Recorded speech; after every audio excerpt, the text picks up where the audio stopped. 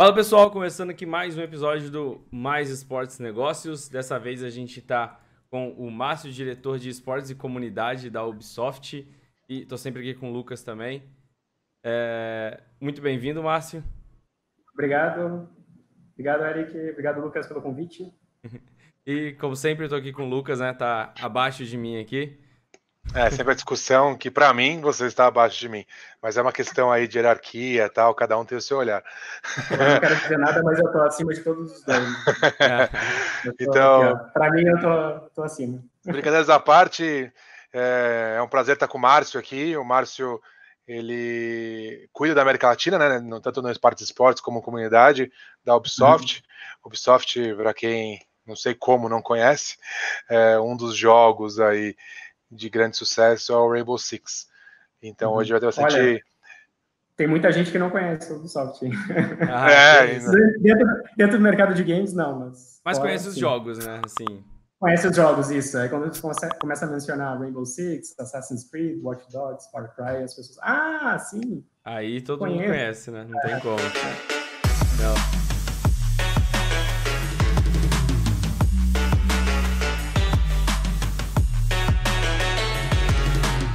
Então, gente, a gente vai novamente, né, bater aquele papo que vocês já são acostumados aqui. E acho que assim, Márcio, uma coisa que é legal, a gente estava conversando antes, né? Eu falei que a gente sempre conversa com o pessoal sobre a história deles, né, um pouquinho, e como eles entraram nos esportes. Como que você caiu do nada na Ubisoft, trabalhando com games, se você puder falar um pouquinho a sua história, como foi a transição, né? A gente deu uma olhada aqui no seu currículo, você é um cara que chegou a trabalhar no mercado tradicional, então... Conta pra gente como foi isso daí. É curioso, né? Porque quando eu comecei a minha carreira profissional, eu tinha essa visão de trabalhar no mercado financeiro. O meu sonho era trabalhar em Wall Street. Né? Quando era um adolescente, eu fiz uma viagem em família para Nova York, andei lá na Wall Street, ficava olhando aqueles prédios, nossa, que incrível esse mundo, eu quero entender esse mundo, quero conhecer o mercado financeiro, quero entender como é que funciona a geração de valor, né, o mercado de ações, tudo isso. E aí eu cheguei a fazer a faculdade de economia, né, eu sou formado em economia, depois fiz uma especialização em finanças e trabalhei no mercado financeiro por uns 5 anos e desvendei esse mistério que era, né, o valor do dinheiro e tudo isso.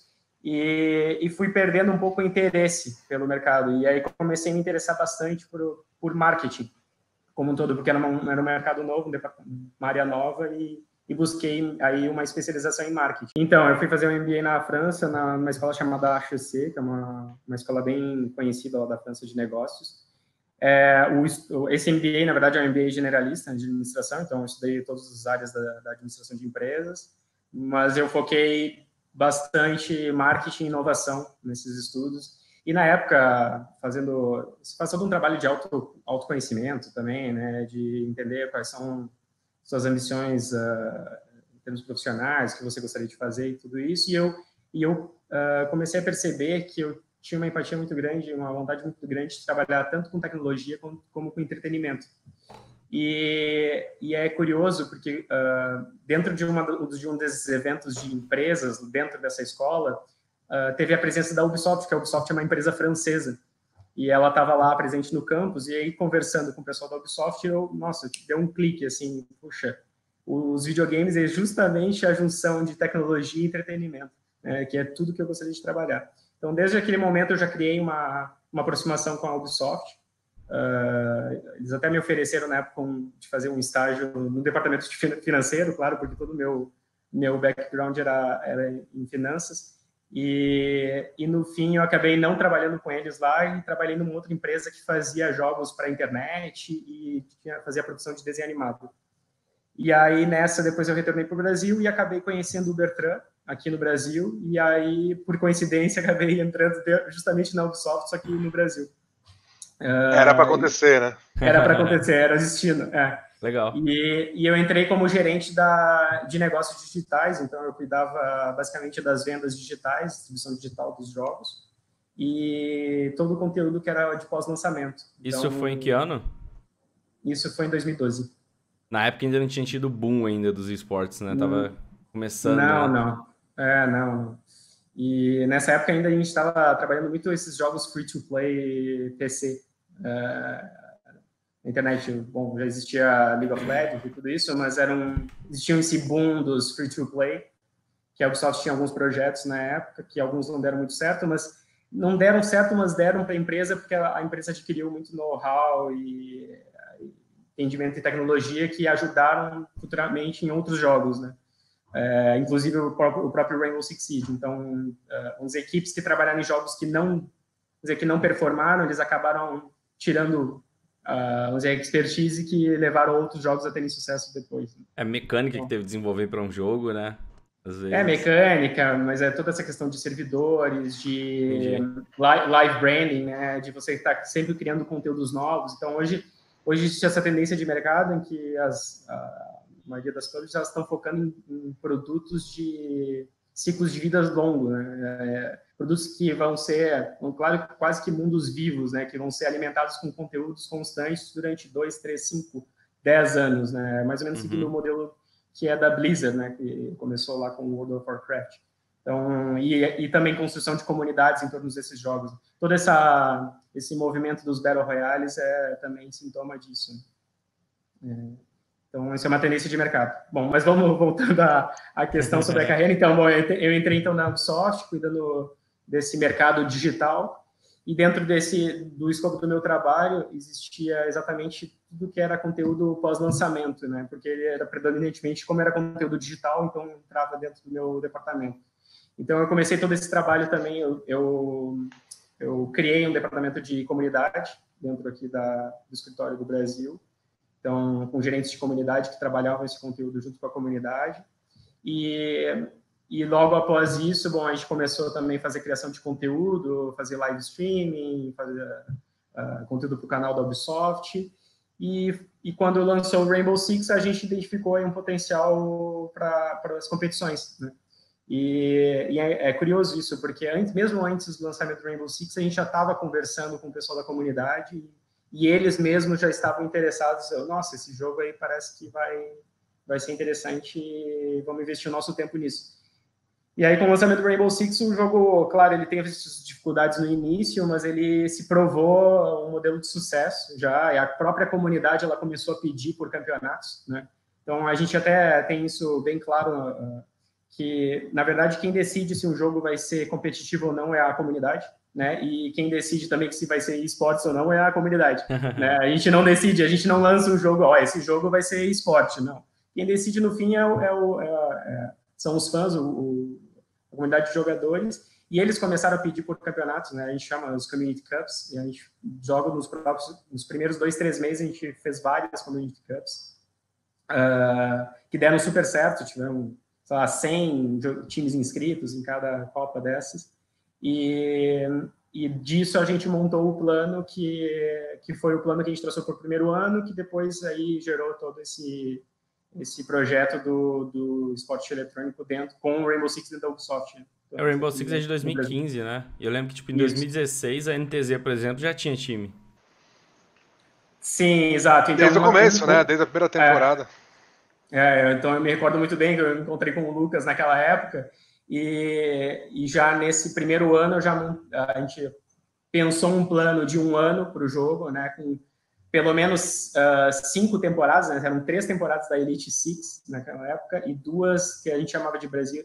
Era a Brasil Game League, que era feita pela agência X5 na época da Max 5. Sim. E então já eram 5 eventos em LAN, né, presenciais durante o ano, com um calendário bem definido e todo um projeto de comunicação e construção da imagem dos times e dos jogadores. E isso foi super importante a entrada já da NTZ e desses clubes que na época já eram consolidados, né, dentro do cenário de esportes, né, com o League of Legends e outros jogos também, dentro do Rainbow Six, exatamente para trazer uma credibilidade até para o próprio programa competitivo, né, e profissional do jogo. Então, acho que esse ano foi um ano que, na verdade, fundou as bases para o que veio em seguida, né, que foi a expansão aí para o programa internacional, né, porque naquela época a América Latina e o Brasil não estavam incluídos dentro do programa global de competições, então a gente não fazia parte da Pro League, por exemplo. que era restrita às regiões da América do Norte e da Europa. E aí, depois desse primeiro ano, que foi 2016, e 2017, a gente já foi anunciado como a nova região dentro da Pro League. E o legal é que a gente, como nova região, a gente já garantiu sempre 2 vagas em finais de Pro League em toda a temporada, né? Então, sempre temos 2 representantes da América Latina, 2 da América do Norte, 2 da Europa, e depois eles adicionaram ainda a Ásia, então a gente tem 2 da Ásia. São sempre 8 nas finais, né? Então, isso foi... Basicamente, garantiu uma representatividade para o nosso país bem grande nesses torneios internacionais. A gente sempre, dentre os 8, 2 são daqui.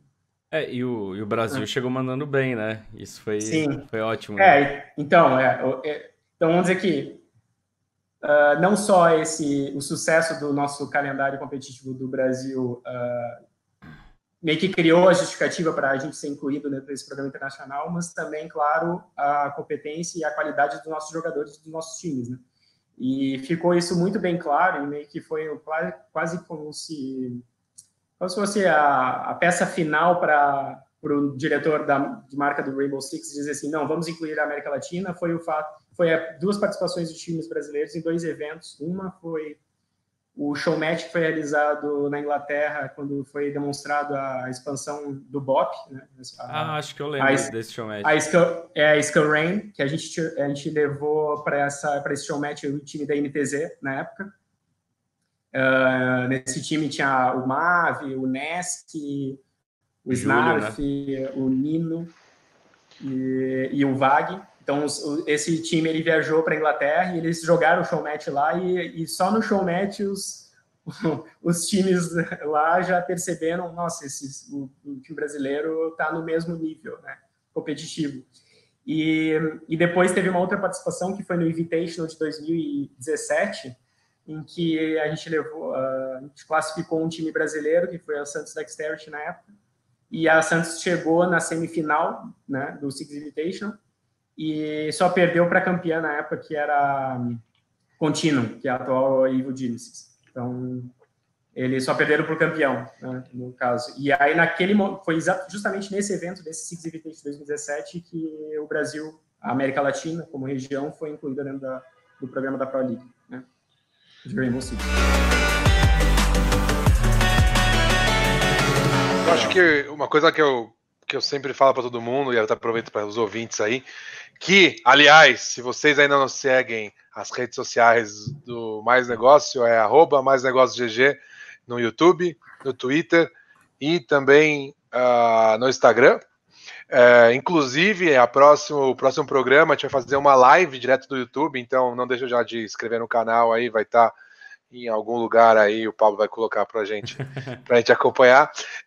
O que eu sempre falo para todo mundo, também aproveito para quem está ouvindo, e para o Márcio, obviamente, falo sempre, é que a estrutura inicial feita para o início de esportes mesmo, do Rainbow Six, foi incrível, porque foi um mix de várias coisas boas que já existiam, de outras modalidades. Então, vai ter um modelo com agenda, com datas fechadas, que é interessante, né, que, enfim, Riot e tal, usa talvez há um tempo grande já, mas também adicionou outras coisas, elementos que não tinham, e até revolucionários, que foi, por exemplo, trazer os times de influenciadores, pessoas famosas no mercado, já promovendo o jogo desde o início. E aí foi um boom gigante de comunidade, né, o pessoal de marketing, etc., somado a tudo isso, com vários campeonatos ao mesmo tempo. Então, foi um mix de...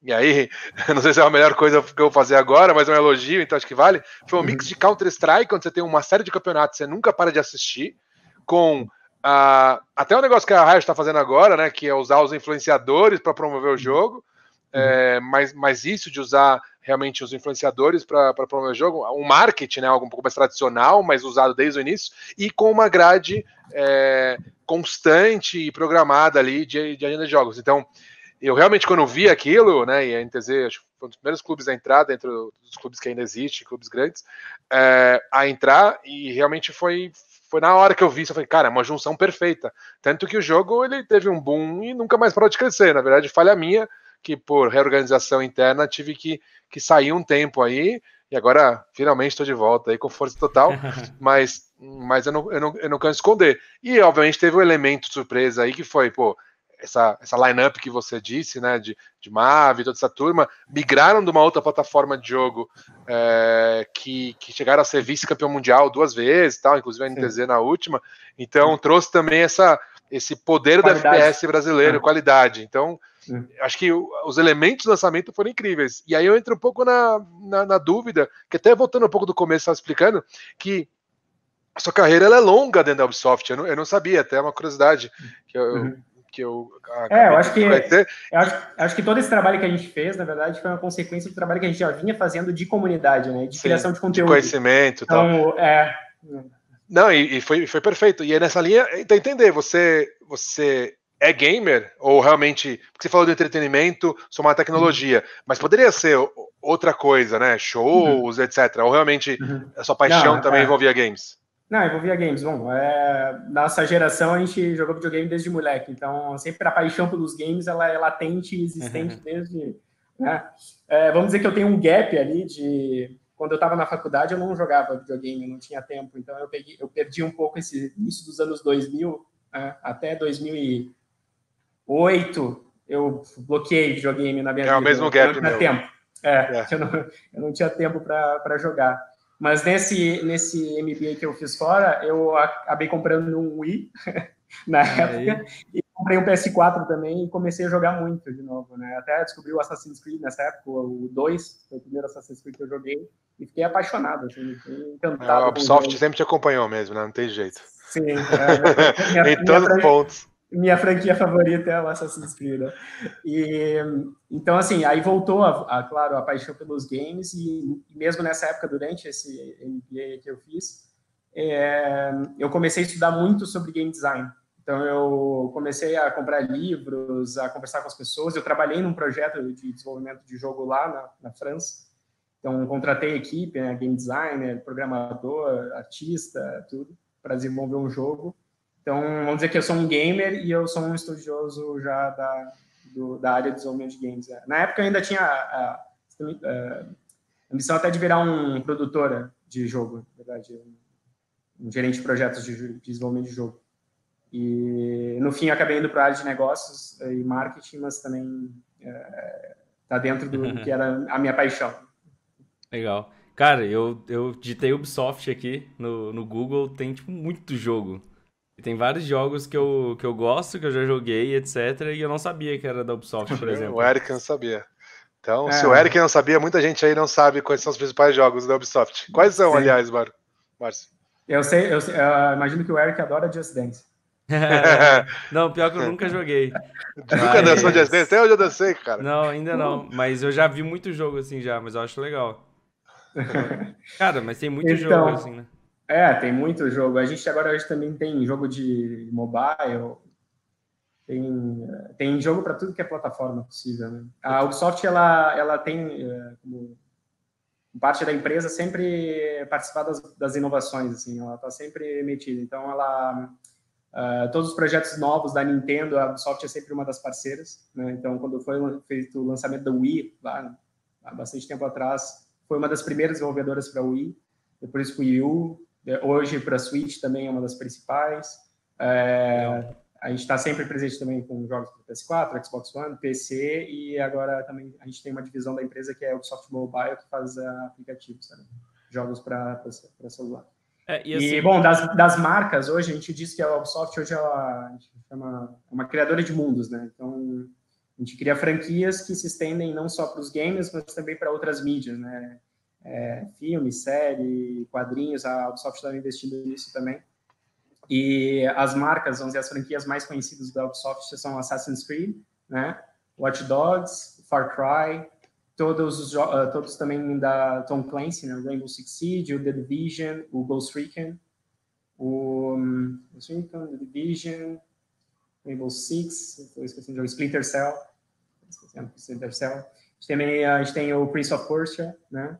Nossa. Agora a gente anunciou um novo também, Beyond Good and Evil, que vai lançar em breve. A gente tem o Rayman, a gente tem os Rabbids, Just Dance, que é mais?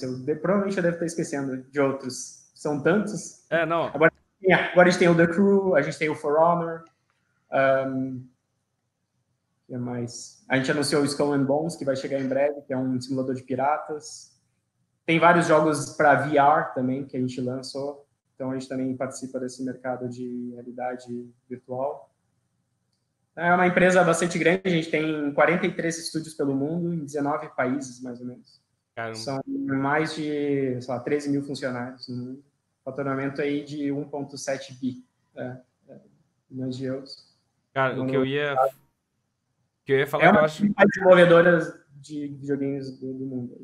É o que eu ia falar que eu acho muito legal, é igual você falou da franquia, né? O Assassin's Creed virou uma franquia, né? A galera compra livros do Assassin's Creed, compra, sei lá, chaveiro, roupa e etc. E são produtos licenciados, bonitinhos, etc. Então, saiu do ambiente do jogo, né? O jogo explodiu muito pra fora, né? E isso é algo animal mesmo. Eu acho, inclusive, que uma das principais capacidades da Ubisoft, comparado às outras plataformas de games, né? Quando você pega, enfim, vários games, exatamente conseguir fazer esse upsell além do game. Eu sinto isso bastante, que é o que você falou, faz licenciamento da marca, aí vai lá e faz um filme. Então tudo gera uma receita e é engraçado que é uma expertise diferente do padrão, né? Fazer um filme, tudo bem, tem parte bastante de geração. Bom, os jogos hoje são um filme, mas, por exemplo, licenciamento já é um tipo de business diferente. E aí, você explicando um pouco mais a fundo, começa a ligar os pontos que tem sentido, que a Ubisoft sempre está na inovação, ela sempre está desenvolvendo coisas novas fora da caixa. Então, talvez essa facilidade para entrar em mundos que não é o próprio dito do games, né? A gente chegou a falar sobre isso no último episódio, só foi mal de interromper. A gente chegou a falar sobre isso com o Marduk no último episódio. Ele chegou a dar esses exemplos de franchise, né? Que ele vê que é uma oportunidade de lucro gigantesca para essas marcas, etc., tirarem desse meio. E a Ubisoft faz isso muito bem no Assassin's Creed. É o exemplo, assim, o primeiro que eu tomei aqui. Sim. É bem isso aí. Até a gente estava comentando sobre esse projeto novo agora, a plataforma nova do Google, né, de games, a Stadia, que foi anunciada ontem. A Ubisoft ela está envolvida nisso como uma das principais parceiras dentro desse projeto, justamente para ajudar o Google a desenvolver essa plataforma aí com os jogos da Ubisoft. Então, ontem mesmo no anúncio, eles deram bastante destaque para o Assassin's Creed Odyssey, que foi o primeiro jogo que eles testaram, esse serviço de streaming de jogos, que é o futuro dos games, né? Vamos dizer que eu não sei se o Brasil ainda está preparado para isso, com a nossa internet ainda, mas vai chegar, com certeza. Acho que é o que vai acontecer. Aconteceu com música, aconteceu com os filmes, com as séries, e vai acontecer também com os videogames. Tudo que é produto digital vai seguir a mesma tendência de mercado. Não, no exemplo lá, o cara pegou, pra quem não sabe, né, tipo assim, basicamente você vai jogar através de um serviço de streaming, né, então você não precisa ter um computador bom nem nada, precisa ter uma internet, uma tela, uma manete, basicamente isso. Então. E no celular, e na TV de casa, em qualquer lugar, né, então exatamente. Isso vai ampliar muito o mercado, né, as pessoas vão ter muito mais acesso. Hoje o celular já é uma revolução, né, a gente vê os games nos celulares hoje. A gente diz que no Brasil a gente tem, sei lá, 80 milhões de jogadores. Desses 80, 60 milhões é de celular. Sim, na Ásia você vai no metrô, só tem gente jogando celular, assim. Não existe mais, eu imagino o computador na casa da pessoa, né? Só celular. Baixou o Candy Crush e virou gamer, né? Baixou o Candy Crush, ele já era. E assim, claro, tem jogos que a gente gosta de jogar numa tela grande e tal, a beleza dos gráficos e tudo, por uma experiência mais rica, e vai continuar existindo, mas a diferença é que a acessibilidade vai ser muito maior, porque você vai ter um serviço de assinatura, ou você vai basicamente vai estar já dentro da Smart TV ali, você já vai ligar e já vai estar disponível para você todos os jogos mais de última geração vão estar ali disponíveis para você jogar. Sim, isso daí é animal. Voltando um pouco na parte de esportes, e aí falando do que eu conheço, imagino que hoje, dentro da Ubisoft, o Rainbow Six é a plataforma número 1 de esportes, né? E aí, me corrija se estiver errado, e eu não sei se tem outro que tem uns desafios tão avançados como o do Rainbow Six, mas assim, ir na parte de desafios, e também entender quais são as outras plataformas que hoje também usam o esportes para crescer, Qual que é o maior desafio, assim, para caminho que está indo o Rainbow Six hoje? Porque cada vez está mais estruturado, mais consolidado, com marcas mais fortes. Qual que é o desafio? E também conhecer um pouquinho da Ubisoft, se tem mais algum outro esporte. Então, quando você fala plataforma, você está falando dos jogos, né? Das modalidades, no caso. Que é claro, o nosso principal foco hoje é o Rainbow Six, né? Que já se provou como esporte, né? A gente tem um investimento ainda no For Honor, que a gente acredita muito no For Honor como um produto que tem um potencial competitivo. Ele tem ainda suas dificuldades, porque ele não tem um modo espectador, então a gente não consegue ainda fazer uma cobertura e transmissão de jogos online, né? Então isso limita muito, né? Como jogo para a gente poder trabalhar. Então a gente ainda está esperando isso ser desenvolvido para a gente poder ampliar o programa competitivo do For Honor. Outro jogo que a gente vem olhando agora é o Brawlhalla, que é um jogo, tipo um Smash Bros, né? E tem competições já existe até campeonato brasileiro que a gente nem sabia, que é o próprio estúdio que promove. E a gente está pensando em dar um suporte maior aqui localmente, com conteúdo e comunicar melhor sobre esses campeonatos para essa comunidade do Brawlhalla, que é um jogo bastante curioso aí. Até convido vocês a experimentar, que é bem divertido. Indo no Rainbow Six, quais são os desafios hoje? A gente tem... Não, só concluindo, a gente tem também o Just Dance, né? Que tem também um calendário competitivo. E aliás, a gente vai ter... Na próxima semana a gente tem... Os brasileiros são muito bons, né? Os brasileiros são muito bons na dança. Aí, tá na hora da NTZ contratar um... Estamos de olho, novidades em breve. Um dançarino é um... Então a gente tem a final mundial do Just Dance, que vai acontecer aqui no Brasil na próxima semana, aliás.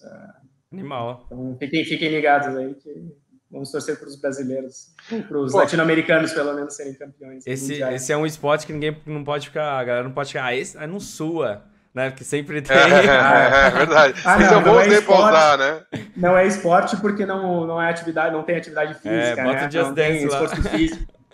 Just Dance tem, né? Você não conhece Just Dance, cara? É verdade, vou usar isso quando falarem.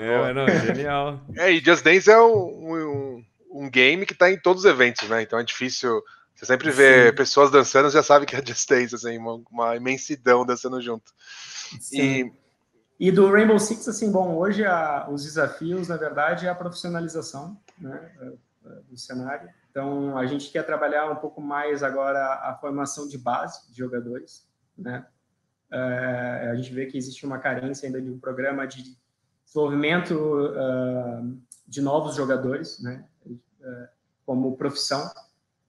Então, toda a parte legal também de legalização e vamos dizer assim, de estrutura de mercado, né? Legitimizar o esporte eletrônico dentro do mercado é um dos nossos objetivos, e o Rainbow Six como uma das principais modalidades de esporte eletrônico, acho que tem um papel muito grande dentro desse movimento. Acho que a gente está ainda, vamos dizer assim, que o esporte eletrônico não é mais uma criança dentro do cenário. Acho que a gente já está numa fase que não é nem criança nem adolescente, a gente já está um jovem adulto, vamos dizer assim. A gente ainda está aprendendo, trabalhando e ralando muito, né? Mas ainda não tem grana. ainda tem muito ainda para, vamos dizer assim, a gente está ralando, né? É que nem o estudante universitário, né? O cara rala, está estagiando e não tem muito dinheiro ainda. Mas a perspectiva futura é de um futuro promissor, entendeu? Então, acho que é mais ou menos essa etapa que eu vejo, e de amadurecimento também, de uma certa forma, de todos do mercado. Então, a gente até estava comentando isso, que as pessoas, elas que hoje trabalham dentro desse mercado, elas parece que caíram de paraquedas, né, no mercado, porque é um mercado novo, né? Então, a pessoa há 10 anos atrás não pensou, não, eu quero trabalhar com esportes eletrônicos, ou estudar para trabalhar no mercado. Não, ninguém aqui que está trabalhando aqui, nem eu, nem vocês aqui, a gente pensou que um dia a gente estaria trabalhando com isso. Exatamente. Mas acho que agora já existem muitas pessoas e muitos jovens que já estão pensando nisso, né? Não, cara, eu quero trabalhar com esporte eletrônico, como que eu faço, né? Como que eu viro um jogador profissional, né? Como que eu viro um narrador de esportes? Então, eu acho que esse é exatamente o trabalho que a gente tem que fazer hoje, é de profissionalização e o fomento da base dos profissionais que vão levar isso e vão desenvolver isso no futuro. Legal. E, Ainda mais. assim, o que eu acho legal... Eu acho que seria legal perguntar a Ubisoft, né? Que já que tem tantos jogos assim, deve ter muitos jogos sendo desenvolvidos também. Uhum. Então, hoje a Ubisoft olha com esses olhos os esportes assim, pô, olhar um jogo, esse jogo aqui talvez tenha um potencial Tem que ter competitivo. esportes, né? É, tipo assim, tentar buscar, né, esse jogo aqui, vamos tentar... Mas é assim, a gente pode ter a intenção, mas se a comunidade não abraça, nem adianta perder recursos de tempo e dinheiro, porque não vai acontecer, entendeu? Tem que cair no gosto do público. Se não cair, se não tiver... Isso, assim, é aquela coisa. Primeiro é competição, e a outra é o que é esporte, né?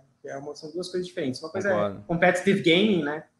Que é competição por si só, então tem vários jogos que têm competições, mas não necessariamente elas são esporte. Né? Esporte, ele passa a ser, vamos dizer, uma competição de games, ele passa a ser esporte eletrônico, esporte, quando realmente tem um interesse do público, né? Tem uma audiência, existe uma estrutura, um calendário competitivo para gerar um interesse comercial. Então, ele só passa a ser esporte quando tem interesse comercial, né? Quando tem geração de negócios. Né? Aí passa a ser competição esportiva, né? Que tem investimento, que tem anunciante, que tem né? Que gere negócios em torno, né? Agenciamento de talentos, tem várias gamas aí de negócios que giram em torno dos esportes, que só acontecem quando realmente tem interesse e audiência do público. Já vi casos... Essa audiência e esse interesse do público só acontece quando surgem as estrelas, né? O estrelato, os craques, né? Vamos dizer, as personalidades que vão atrair esse público. Né? Ou os times que vão também criar uma base de torcedores permanente, que vão estar lá torcendo e se emocionando e sofrendo pelo time, né? Sim. Eu já vi casos assim, de Então, às vezes um jogo ele não ele é muito divertido jogar, e aí isso aqui não é tão divertido assistir, por exemplo, né? Também tem isso, qual é a experiência do espectador, qual é a experiência do espectador. E o que eu vejo, assim, os esportes são muito bons de assistir, né? Rainbow Six, por exemplo, eu nunca joguei, mas eu adoro assistir, sabe? Eu adoro assistir, é emocionante pra caramba, então... É emocionante. Tem essa pegada. Verdade, ele tem esse nível de tensão, né? E tem as explosões, tudo isso também. E é bastante tático também. Sim. É muito bacana de assistir, realmente. É emocionante. Eu brinco que parece meio NFL, assim. Tem a parte tática, tem a aventura lá, que é o tiroteio, momento né? de ação. Que é o momento do touchdown e tal. Então toda vez tem vai até o alto, depois volta. Vai até o alto, isso, é uma crescente, né? Tipo, começa no momento os times só se estudam, né? Porque lançam os drones, e aí a defesa está ali armando as defesas, e aí você está analisando, pô, eu acho que o time vai fazer essa tática, não sei. E aí eles começam a se aproximar, e aí, pum, aí um mata um. Beleza, puxa, agora eles continuam ainda se estudando, né? E daí vai chegando no final do round, né? Eles têm 15 segundos para, sei lá, armar a bomba, armar na verdade, o difusador da bomba, né? E aí eles têm que agir, partir para ação, e aí vira aquele tiroteio dos últimos. Aí, claro, aí não dá nem para acompanhar quem está matando quem, porque é uma loucura ali no final, mas que gera muita emoção, né? A primeira vez que eu assisti Rainbow Six foi na Max 5, tava rolando o jogo. Aí tava todo mundo quietinho, assim, eu vendo lá, pô, o cara tá construindo, pô, legal, né? Dá pra quebrar a parede, eu vendo, assim, as mecânicas do jogo, pô, legal. Aí do nada, explode tudo, sabe? Tava todo mundo quietinho, aí do nada começa a ação, assim. Achei que o Rainbow Six, até o nome do jogo é Rainbow Six Siege, né? Que Siege é cerco. Então, toda a concepção do jogo, mas segue mais ou menos essa linha de que o time ele tem que cercar o outro. É como uma ação tática mesmo. E que você tem que colocar o outro time como uma presa, refém. Sem saber para que lado ela olha, né? Você atacar de forma conjunta o outro time. Porque aí, então, é exatamente esse momento, que é o momento final do round, que o time, ele acoa o outro time que está na defesa e ataca de forma conjunta, que é a parte mais legal de assistir, né? Você vê a ação tática, assim. Pô, o cara tá vindo por aqui, daí o cara adversário ele tem que estar lá cuidando daquele, mas daí chega o colega aqui e pega o outro pelas costas, né?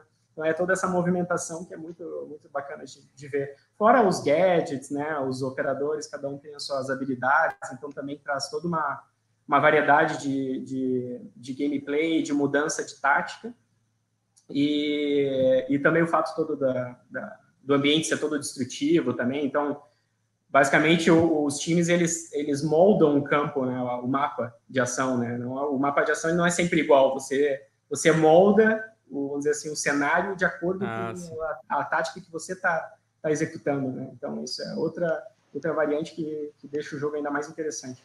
Então, são vários pequenos fatores que tornam o Rainbow Six realmente um FPS que é diferenciado, né? Que não tem nenhum outro no mercado que seja igual.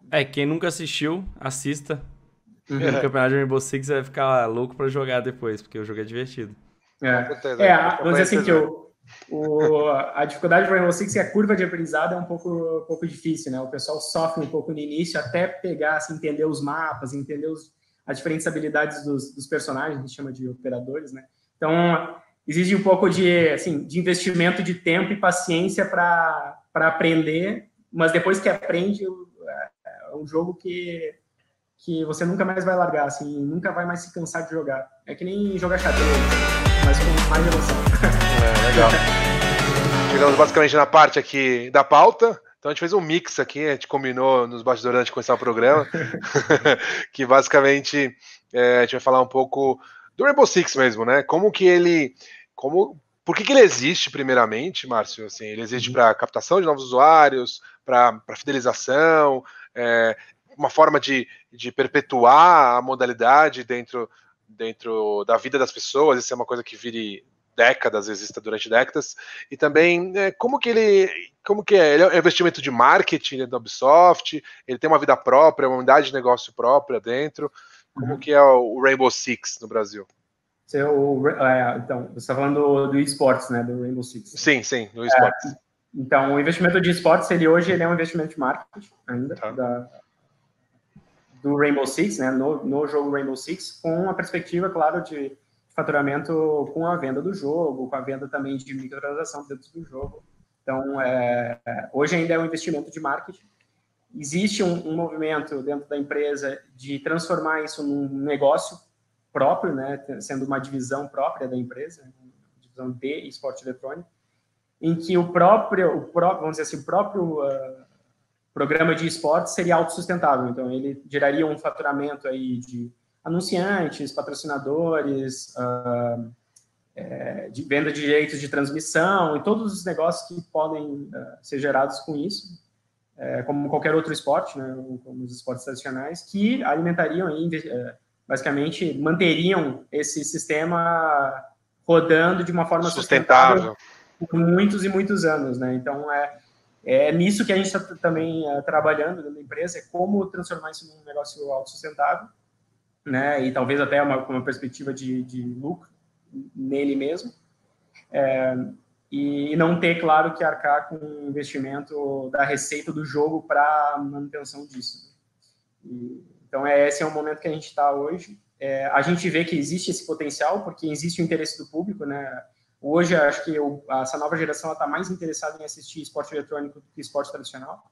Fora, claro, o futebol no Brasil, que o futebol ainda continua sendo hoje, dentro dos esportes ainda tem relevância, mas vai continuar tendo, eu acredito. Isso não vai se perder assim, né, por causa da história do futebol e tudo mais.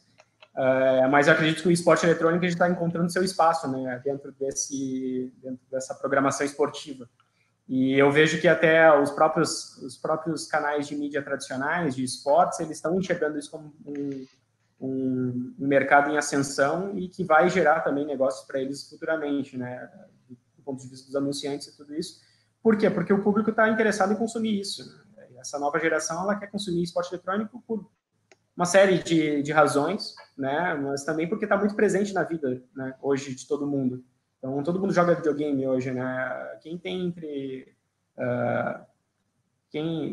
sei lá, quem é adolescente até os seus 35, 40 anos, hoje já está jogando videogame, né? E essa geração ainda vai continuar envelhecendo e a nova vai continuar jogando videogame, e nós com, sei lá, 60 anos, a gente vai estar consumindo videogame, 70 anos. O bom do videogame é isso, né? Que também não tem uma limitação física, né?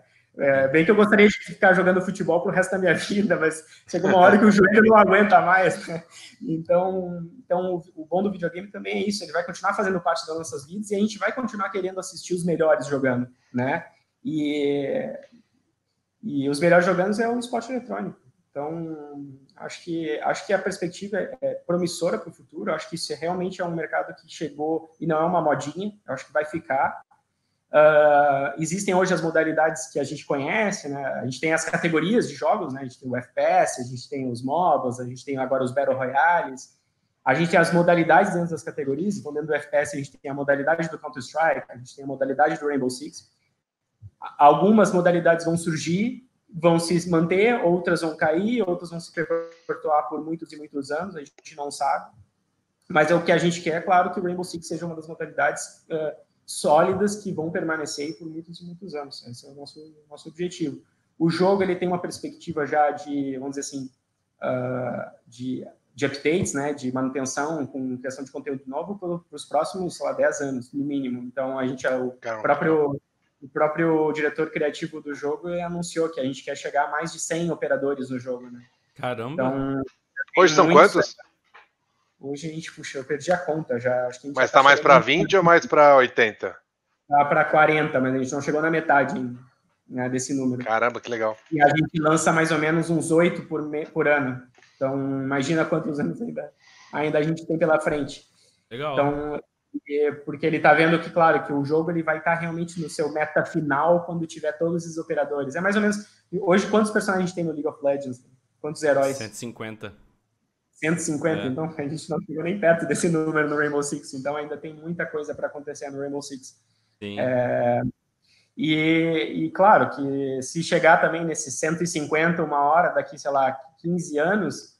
sei lá, se a gente não vai criar um Rainbow Six Siege 2 ou alguma variante que vai, na verdade, manter todo esse programa competitivo, né? Sim. Porque o jogo, na sua base, ele não vai mudar muito, ele só vai evoluir, né? Então, a tecnologia, né? A tecnologia vai evoluir, talvez alguma coisa muda e, sei lá, VR, sei lá.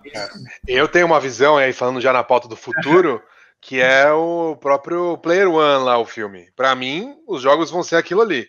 Muito mais evoluído, etc., mas com movimentos físicos mais parados, né? Então, uma esteira onde você vai pro lado e tal. E, cara, imagina jogar um Rainbow Six. Sim. Você colocando o drone, olhando o drone. Cara, surreal, assim, um negócio que eu consigo enxergar. Aí, talvez não seriam 2, seria o VR, né? Ou algo mais avançado, o nome mais avançado. Aí. Isso aí já é bem futurista, né? Então, eu não queria entrar também tanto, assim, no imaginário, assim, do futuro e tal. Eu só tava pensando mais em questão. Não, claro, foi mais Mas seria incrível, né? Imagina, uma viagem minha aí no assunto. Entrar dentro do jogo, né? Dentro da linha do Tron, né? Tipo, daquela... Sim, exatamente. Da década de 80, bem antigo, que você entrava dentro do jogo. Que o Player One, no próprio filme, ele mostra essa minha visão assim, e eu consigo enxergar totalmente. Talvez não um caos ao redor, como estava no filme, mas legal. Márcio, a gente agora tem aqui as perguntas. Você recebeu alguma interessante aí? Eric, eu recebi 4 perguntas aqui. O Guilherme Rapper, @GuiRapper, mandou uma pergunta, mas já respondeu ao longo do programa, que como foi o amadurecimento do cenário de R6 aqui no Brasil, a ponto dele já ter sido campeão mundial e disputar em altíssimo nível lá fora. A gente falou durante o programa. Tem uma pessoa elogiando também a presença, pessoal feliz aí porque o Márcio está presente, bem ansioso para ver o podcast. Então, caso você não encontre, Eric, uma pergunta também que a gente não tenha respondido, acho que foi bem completo a parte de como foi a construção, do Rainbow Six, etc. E você que está ouvindo, se gostou, mande aí perguntas com a hashtag Mais Negócio, sempre, qualquer dia, não precisa só ser no domingo às 18 horas, quando é o lançamento desse podcast. E eu aproveito para fazer uma pergunta que a gente pergunta para todo mundo que participa do programa, que é uma pergunta um pouco mais de futuro, e também as pessoas se enxergam muito nessa pergunta, que hoje estão pensando o que fazer da vida, se quer entrar no esporte, talvez os novos profissionais aí, que é, Márcio, se você pudesse falar com o seu Márcio, o seu eu, do começo do esportes, né, em 2012, quando você entrou na Ubisoft, se você pudesse conversar com ele, o que você falaria para ele? Não, vai firme, porque realmente é isso que você gosta de trabalhar, e é isso que você quer fazer para sua vida. Vai firme e investe o teu tempo nisso, né? E você vai ser bem feliz com isso. Né? É só isso que eu diria para ele. Vai que tá no caminho certo. Nada de voltar pro mercado financeiro. Não. Trabalhar em Wall Street. Para as finanças pessoais só. Né?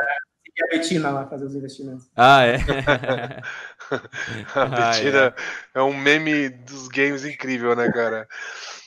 Eu faço até um parênteses, eu faço consultoria para o concorrente da Empíricos, né? Que é a Suno Research. E aí, realmente, enfim, eu não gosto de comparar muito, assim, cada um tem seus benefícios aí, opiniões, mas eu vejo que é uma maneira de fazer marketing aí que é complicada da Empíricos, né? Dessa vez, e funcionou, cara, ao ponto de virar meme, um comercial de financeiro. Mas legal. Márcio, para fechar o programa, uma mensagem geral aí para quem está ouvindo, para quem gosta, obviamente, quem nunca jogou, né, Rainbow Six, que baixe o Rainbow Six vai jogar, que veja o busque Ubisoft aí para encontrar, mas além disso, assim, uma mensagem geral para quem está ouvindo. Eu acho que a mensagem continue aí acreditando, né, nesse mercado, se a gente for falar. O programa, na verdade, ele é focado bastante em esportes, né, Lucas? É isso? Negócio nos esportes. Negócio nos esportes, então. Eu continuo acreditando que realmente a gente enxerga que é um mercado que está em plena ascensão. Existe muito espaço ainda para investimento. Eu diria que hoje quem está entrando no momento bom, né, principalmente as marcas, tem muita oportunidade. Quem entrar agora está entrando no momento certo, né? Então, não esperar... Acho que passou daquela fase assim, vamos testar isso. Não, vai em frente, porque agora é o momento de entrar de verdade, sabe? Investindo todas as formas possíveis, claro, sempre trazendo valor, né, para a comunidade. E é um voto de confiança. Eu acredito realmente nesse mercado. As publishers já enxergam isso realmente como um mercado do futuro. Elas estão investidas nisso. Já existem vários anúncios aí de diversas desenvolvedoras de jogos que estão investindo nisso, não é só a Ubisoft. Então, só esse voto de confiança que eu gostaria de deixar assim, como um todo, para quem está querendo entrar nesse mercado, quem quer trabalhar com isso, quem quer investir no esporte eletrônico. Então, acho que essa seria a minha mensagem. E para o público, para todos nós, que a gente continue assistindo e consumindo, porque realmente é apaixonante. Acho que nós que trabalhamos com isso, a gente sabe que realmente dá muito trabalho, que é difícil, claro, e empreender no Brasil, tudo isso é muito difícil, mas a gente tira muita satisfação também desse trabalho, né? É realmente gratificante, e a gente vê o retorno. Eu fico muito feliz, assim, em ver os garotos hoje que jogam profissionalmente, os times, tudo isso se concretizando, e as pessoas, sabe? É muito realizador, assim. Eu acho que o Lucas, ele sente isso também do empreendimento dele com a MTZ. O ecossistema sendo criado, né? Tem atleta meu sustentando a casa hoje em dia, sabe? Um negócio imaginável. Eu, ainda mais que jogava 18 anos atrás lá, inimaginável na Lan House lá jogando final de semana inteiro para ganhar um mouse ótico. Sempre conta essa história, que é verídica. E não era um para cada, era um mouse ótico pro time inteiro. Então você vê hoje que o pessoal tem salário muito acima da média salarial da idade da pessoa, com potenciais absurdos de crescimento, né? Então era muito isso. Legal. Muito legal, obrigado pela mensagem. Márcio, se o pessoal quiser te encontrar para mandar uma pergunta, tal, suas redes sociais, algum canal de comunicação que seja aberto aí, como ele te encontra? Então pode ser através do Instagram, né, Márcio Canosa, com S, ou através do próprio Twitter. Aí, no Twitter eu estou como Márcio M. Canosa Soares. Legal, vocês, se gostou novamente, comente aí com a hashtag Mais Negócio, a gente sempre acompanha, o Eric e eu, a gente sempre busca aqui diariamente para responder algumas perguntas, tal, diretamente. Você encontra a gente nos canais @maisnegóciosgg e também me encontra... Esqueci de falar, Lucas, desculpa, de seguirem também os canais do Rainbow Six Esportes Brasil também, que é Rainbow Six, Rainbow 6 BR. Boa. Eu tinha que mencionar isso. Perfeito, com certeza. Espaço final é para você passar a mensagem. E aí nos meus canais também podem me encontrar @Lucas_Almeida, ou no Instagram, que eu também estou que nem o Márcio, tentando encontrar qual que é a hashtag padrão para todos aí, ainda não, o usuário padrão ainda não encontrei, que é @LucasSimon com S só Almeida. Eric? Meu Twitter, meu Instagram mesmo, ericat_lol. Agradecer aí o Márcio pela presença. Acho que a história que ele contou é muito boa, principalmente para quem está em outra área e pensa, né, sonha em migrar para os esportes, pra você ver que é possível, né? O cara saiu de finanças e hoje está ali trabalhando com o Rainbow Six. Tem muita gente que tem uma área que tem uma ligação muito maior com esportes e está esperando algo para dar esse clique, então tá na hora, né? E muito obrigado então, Márcio, por ter aceitado aí o convite. Obrigado. Obrigado a vocês aí, pessoal. E valeu, Lucas, aí também por estar acompanhado aqui. Não deixem de seguir o Mais Negócios nas redes sociais, Mais Negócios GG no Instagram e no Twitter. A gente tem uma página lá no LinkedIn também, só você procurar por Mais Esportes Negócios, e no Facebook também, beleza? Então esse episódio vai ficando por aqui. Valeu aí! Olá, aqui é Pablo, eu sou o produtor do Mais Negócios. Eu gostaria de te convidar a escutar o último episódio. Obrigado também por escutar até aqui. Siga nas nossas redes sociais e siga aqui na plataforma também. Muito obrigado por ouvir. Com certeza. Uma das coisas que é sábio se fazer é entender as suas fraquezas, saber aonde que você tem uma menor aptidão. Não quer dizer que você não alcançaria, tá? É só porque existe um diminishing return absurdo. Para que eu vou gastar uma energia enorme para ser um 6,5 se eu posso focar a minha energia onde eu já sou um 9 e ser brilhante no que eu posso ser? A forma de você suprir isso é justamente você se cercar de pessoas que conseguem te ajudar e suprir essa necessidade. Então, hoje eu tenho dentro do meu time pessoas que me ajudam muito nessa outra parte na qual eu não sou, eu não tenho essa aptidão toda, e aí, inclusive...